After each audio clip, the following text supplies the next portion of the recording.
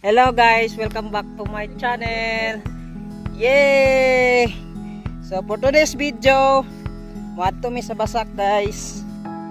Koys mga koys, so di ata karon sa among kabasakan.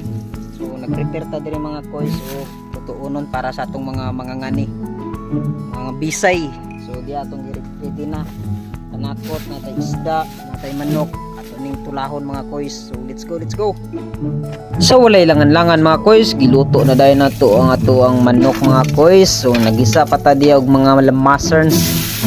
Okay, sa dili pa nato sabuan natong manok mga koys. Ako din na siyang gisahon usa sa lamas kay aron makuha ginato ang lamang timplada unya mga koys. Manggid tay mga lain-laing mga tirada o diskarte di sa pagluto mga koys no. So sunda lang ninyo kung ganahan mo ani akong recipe karong adlaw para sa atong mga bisay. Di lalim labag yun ni mga bista mga koys. So dapat lamiun yun nato ning ilahang pagkaon karon mga koys.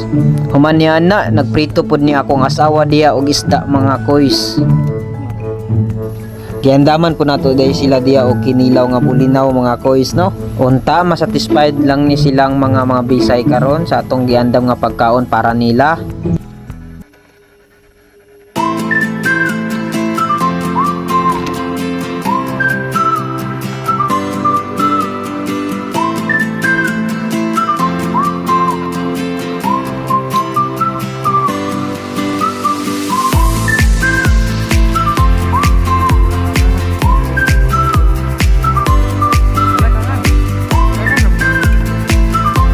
Og diri lang ta kutob karong adlaw mga koys, bangi ang day 2 sa tong pag-harvest. Koys